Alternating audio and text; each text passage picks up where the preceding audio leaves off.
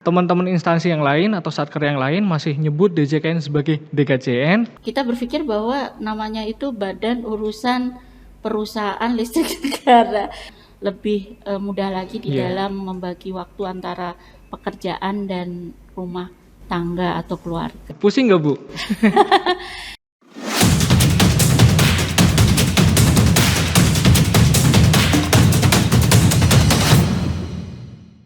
Hai Sobat Etam, apa kabar? Selamat datang di Ngobras, podcastnya Kanwil DJKN Kaltim Tara. Edisi Ngobras pertama, perkenalkan saya Surur yang akan memandu teman-teman semua atau Sobat Etam untuk menggali lebih dalam mengenai DJKN, khususnya Kanwil DJKN Kaltim Tara. Sobat Etam pasti banyak yang belum tahu mengenai DJKN itu apa. Jujur, dulu saya tidak tahu DJKN itu apa. Yang saya tahu hanyalah kantor lelang. Bahkan sampai sekarang banyak sekali instansi yang masih belum tahu DJKN itu. Teman-teman instansi yang lain atau satker yang lain masih nyebut DJKN sebagai DKJN, KPKN sebagai KLPKN. Nah, untuk menggali lebih dalam mengenai DJKN itu apa, lalu tusinya seperti apa, saat ini saya sudah kedatangan tamu istimewa. Beliau merupakan Kepala Kanwil DJKN Kaltim Tara. Untuk Bu Dani, terima kasih sudah hadir di Ngobras kali ini. Ngobrol-ngobrol membahas mengenai DJKN ya Bu. Bu, ngomong-ngomong sebelum jadi Kepala Kanwil, Ibu sebelumnya bertugas di mana Bu? Saya sebelum menjadi Kepala Kanwil, perjalanan saya udah panjang ya. Jadi saya masuk bergabung dengan DJKN.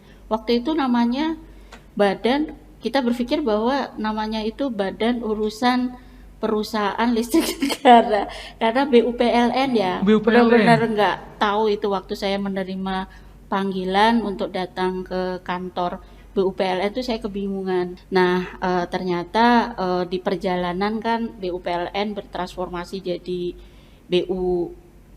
pertama BUPN, BUPLN, kemudian DJPLN, kemudian DJKN, kemudian DJKN yang sekarang ya, DJPLN, kemudian DJKN. Jadi saya dulu bergabung mulai tahun 1996.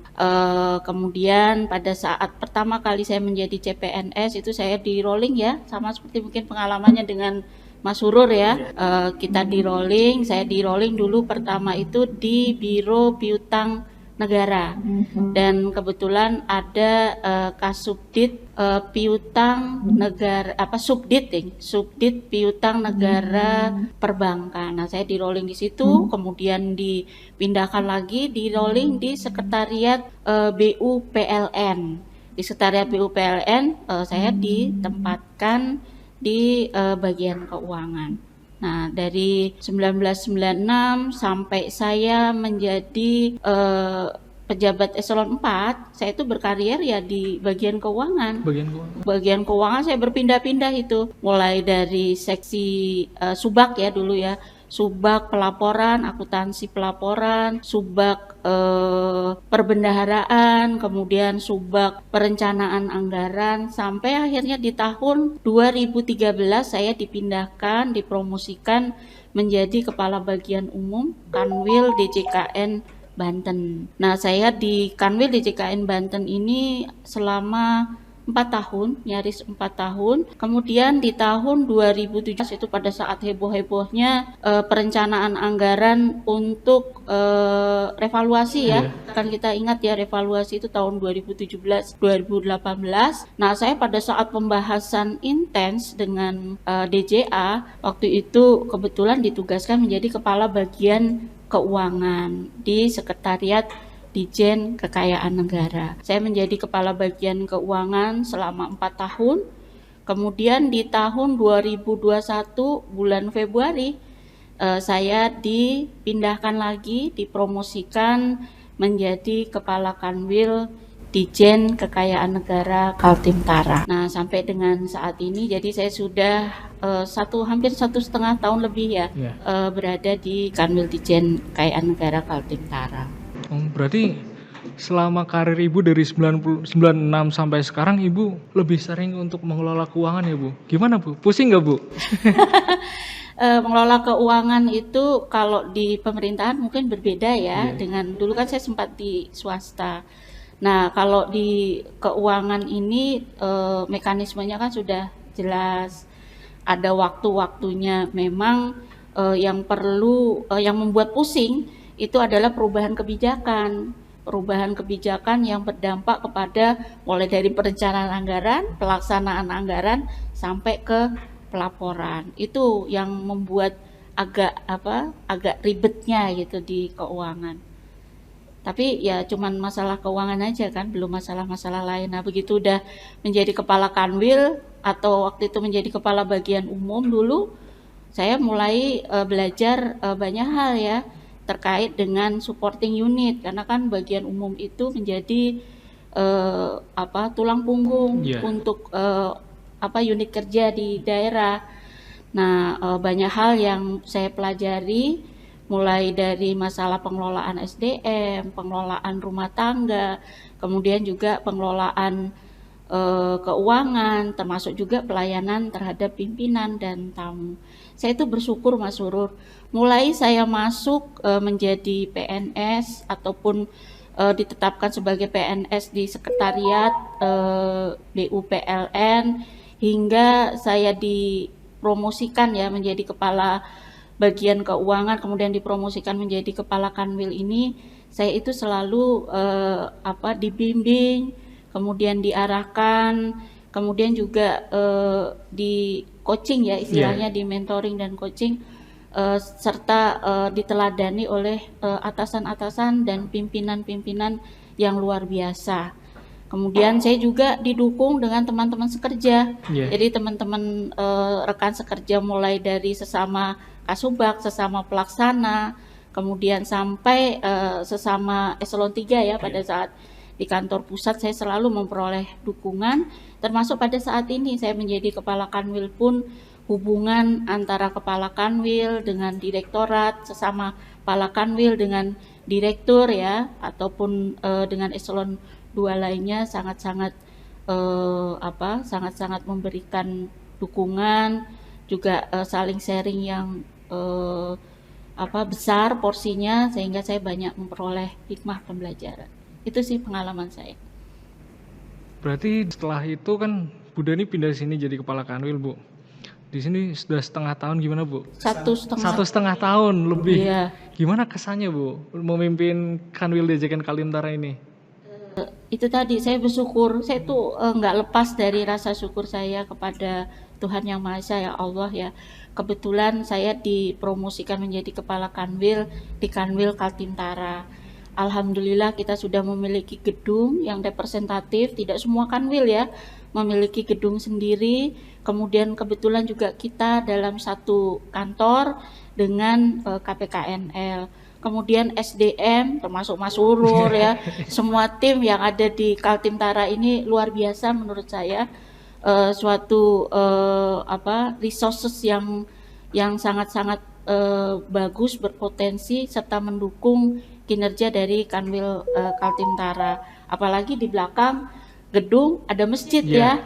Nah, ini masjid ini jadi membantu saya juga untuk bisa mengingatkan kan, kalau masjid itu ada azan, mengingatkan kepada kita semua untuk merefleksi diri setiap hari 5 kali untuk yang muslim kan. Jadi mengingatkan kita untuk menjaga integritas, menjaga komitmen kita, kontribusi kita, bahwa kita harus berkinerja yang terbaik karena niatan kita bekerja adalah beribadah kepada Tuhan Yang Maha Esa. Masya Allah. Bu, ngomong-ngomong terkait DJK ini Bu, untuk Kanwil DJKN Kaltimtara ini tugas dan fungsinya seperti apa sih Bu? Kalau tugas dan fungsi sebenarnya kalau Kanwil ini kan dari sisi organisasi itu sebagai pelaksana ya, mengawasi, membina, mengasistensi, melakukan koordinasi ya untuk mendukung pelaksanaan tugas dari KPKNL. Nah, di Kanwil Kaltimtara ini kebetulan ada 4 kantor pelayanan yang berada di bawah asistensi, bimbingan dan pengawasan Kanwil, yaitu ada KPKNL Samarinda, KPKNL Balikpapan, kemudian Tarakan dan Bontang.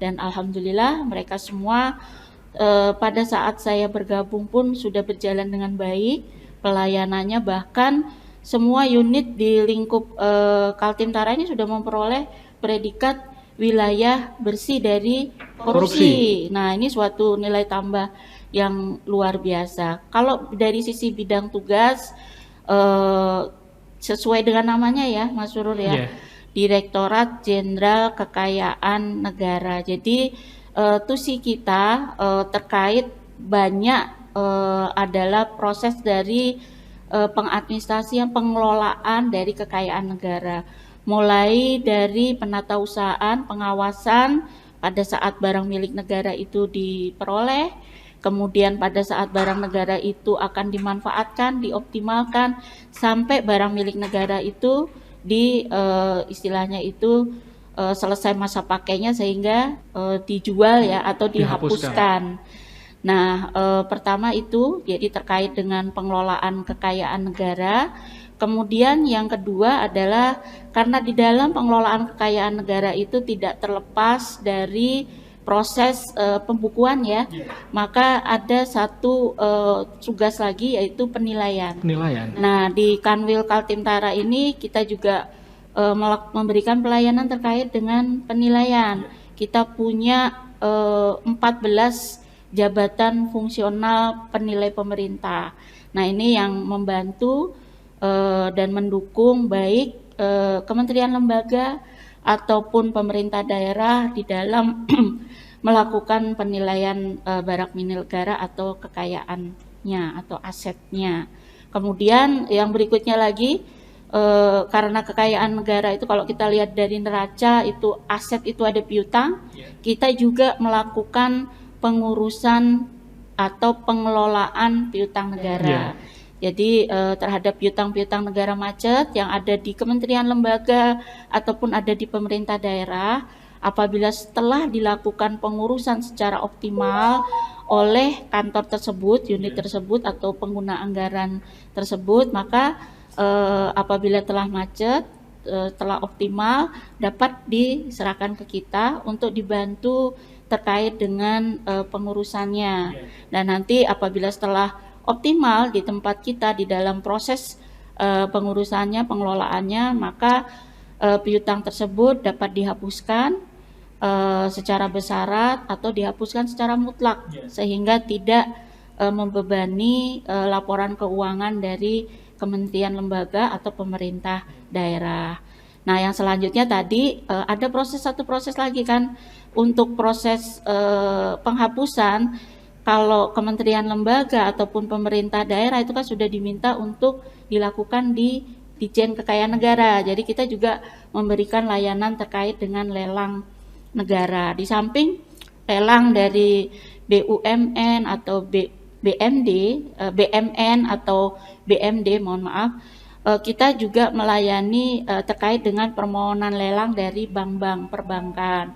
Bu, berarti DJKN ini garis besarnya memiliki 4 layanan ya Bu, 4 tusi, pengelolaan kekayaan negara, penilaian, lelang, hingga piutang negara. Kalau ngomong penilaian nih Bu, apa aja sih Bu yang dinilai Bu, garis besarnya? Oh, garis besarnya, penilaian yang kita lakukan biasanya kan untuk pertama pemanfaatan. Jadi kalau dulu pada saat revaluasi dilakukan untuk membukukan dalam neraca laporan keuangan pemerintah pusat sesuai dengan nilai wajar pada saat dilakukan penilaian kan. Pada saat misalnya aset tersebut diperoleh, contohnya yang aset tetap ya Mas Surur ya, itu misalnya diperoleh di tahun 1965 atau 1970, di tahun sekarang, di tahun 2022 kan pasti berubah nilainya karena ada kenaikan. Begitu juga dengan barang-barang yang sifatnya bergerak itu juga mengalami perubahan nilai. Nah, di tahun 2017-2018 kita melakukan penilaian terkait dengan neraca atau laporan keuangan pemerintah pusat. Kemudian kita juga melakukan penilaian untuk pemanfaatan. Jadi mungkin kementerian lembaga atau pemerintah daerah ingin melakukan pemanfaatan terhadap gedung dan bangunan. Berapa nilai sewa yang bisa ditawarkan sesuai dengan nilai wajar dari barang milik negara, sesuai dengan lokasi, sesuai dengan kondisi gedung bangunan, ataupun termasuk peralatan atau barang-barang bergerak. Oh, berarti Bu, kalau misalkan instansi nih, dia punya gedung Bu, terbengkalai. Kira-kira ketika mau dimanfaatkan berarti bisa minta penilaian ke DJK-nya Bu? Betul, bisa. Nanti kita akan bantu melakukan penilaian, akan memberikan dukungan dengan melakukan penilaian, dan nilai yang dihasilkan oleh penilai DJKN ini atau penilai pemerintah adalah nilai wajar. Kalau dibandingkan dengan menggunakan konsultan Ya. ya, jasa penilai, itu biayanya jauh lebih efisien ya menggunakan penilai pemerintah. Tetapi yaitu kita menghasilkan nilai tentu saja berdasarkan pedoman ya, Ya. atau mekanisme atau rumusan yang sudah ditentukan oleh peraturan yang berlaku di dalam proses penilaian.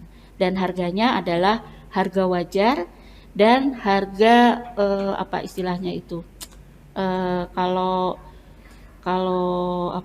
harga penghapusan ya, Penghapusan. harga penghapusan dan nilai wajar dari barang milik negara. Berarti nggak perlu khawatir nilainya akan murah ya Bu ya? Pasti sesuai dengan standar yang ada ya Bu? Betul, jadi ada standar yang harus kita penuhi gitu. Dan yang kita lakukan penilaiannya kalau dihitung sekarang ini nilainya sudah triliunan ya. Kalau kita hitung mulai dari 2017, 2018, 2019, banyak kita sudah melakukan dukungan penilaian. Untuk sampai dengan saat ini saja semester 1 ya, sampai dengan bulan Juli kita sudah melakukan penilaian sebanyak 366 penilaian, laporan penilaian yang dihasilkan oleh 14 Jafung penilai pemerintah. Yang kita support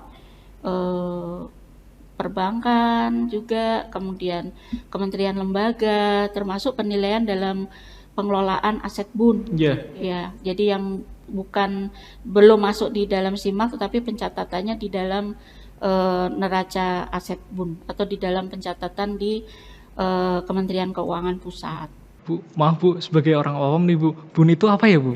Bendahara Umum Negara. Oh, tercatat di Bendahara Umum Negara. Iya, jadi yang belum ditetapkan status penggunaannya ke kementerian lembaga itu banyak, atau termasuk juga aset lain-lain.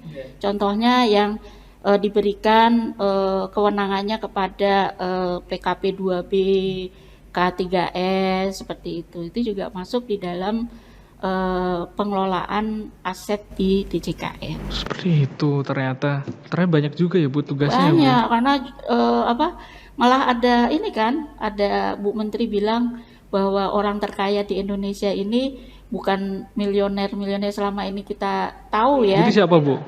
Itu Pak Ronald Silaban. Oh, aku kira orang paling kaya itu Bill Gates Bu. Ternyata Pak Dirjen kita orang paling kaya di dunia Bu. Iya, nggak di dunia mungkin ya. Di Indonesia, di Indonesia paling kaya ternyata Pak Rio itu orang paling kaya di Indonesia. 11.400 triliun. Wah, yang dikelola. Kekayaan yang dikelola 11.400 triliun. Iya. Besar banget. Iya, luar biasa ya. Iya. Makanya harus bangga tuh Mas Suruh. Iyalah Bu, saya jelas bangga Bu jadi pegawai DJKN ini. Nah, jadi penggawanya di DJKN. Bu, ngomong-ngomong nih Bu, Ibu kan sebagai kepala Kanwil tentu banyak waktu yang terkuras untuk pekerjaan Ibu. Lalu gimana sih Bu cara baginya antara waktu dengan pekerjaan dengan waktu dengan keluarga? Itu pembagiannya gimana Bu? Nah ini kalau perempuan mungkin beda dengan laki-laki ya. Kalau perempuan ini kalau di Indonesia itu ada istilahnya peran ganda. Kalau bapak-bapak kan biasanya sudah menyerahkan sampai saat ini ya saya lihat ya. Mungkin ada proses perubahan. Kalau laki-laki tuh urusannya udah biasanya bekerja sampai rumah ya kan, istirahat, ngurus istri sebentar, habis itu istirahat, kerja gitu aja kan. Sementara urusan rumah tangga itu menjadi tanggung jawab dari perempuan. Nah saya pun sama sebagai punya fungsi peran ganda karena perempuan ya, sebagai ibu rumah tangga, sebagai seorang istri, seorang ibu, juga sebagai pegawai. Nah, untuk membagi hal ini tentu saja kita tidak bisa membagi seperti kue ya. Kita bagi rata gitu, misalnya 24 jam kita bagi rata jadi 4. otomatis harus ada komitmen ya. Ya. Komitmen saya pada saat awal dengan pasangan ya, dengan keluarga kita. Pada saat awal menikah saya udah perjanjian dulu Mas Surur bahwa dia tetap mengizinkan saya untuk bekerja, otomatis ada porsi ya, peran yang mungkin tidak secara optimal bisa saya lakukan karena saya menanggung beban ganda tersebut. Dan alhamdulillah di Kementerian Keuangan sudah ada work-life balance. Work-life balance. Jadi saya bisa mengalokasikan waktu yang ada secara optimal, secara adil, dan di Kementerian Keuangan juga mengakomodir ya kebutuhan-kebutuhan kita. Contohnya kalau cuti hamil juga diperkenankan, kemudian juga cuti alasan penting dan lain-lain. Jadi menurut saya di Kementerian Keuangan pembagian waktu bukan merupakan satu hal yang sulit buat perempuan, dan bahkan ada kebijakan work from home ya. Nah itu juga membuat kita khususnya yang perempuan lebih mudah lagi di dalam membagi waktu antara pekerjaan dan rumah tangga atau keluarga. Benar sih Bu, salah satu efek positif dari pandemi ini ya Bu ya. Jadi muncul kebijakan-kebijakan baru yang membuat kita lebih fleksibel lagi untuk bisa bekerja dari rumah. Tapi ya tadi komitmennya harus dijaga. Kita harus disiplin untuk membagi waktu sesuai dengan porsinya. Terus Ibu, jadi tinggal berubah aja tempat kerjanya, kita bisa dilakukan di mana saja ataupun di rumah. Terakhir Bu, mungkin Ibu punya harapan bagi DJKN atau Kanwil DJKN Kaltim Tara ini khususnya ke depannya itu seperti apa Bu? Kalau harapan saya berharap ya untuk zona integritas yang sudah kita raih, yang sudah berhasil kita implementasikan dan memperoleh predikat wilayah bersih dari korupsi ini bisa dijaga oleh seluruh unit kerja yang ada di Kaltim Tara. Kemudian kita bahkan menginginkan meningkatkan zona integritas ini menjadi wilayah birokrasi bersih melayani yang saat ini pun sedang diperjuangkan bersama, kita galakkan bersama oleh seluruh unit kerja di lingkup Kaltim Tara, KPKNL dan Kanwil.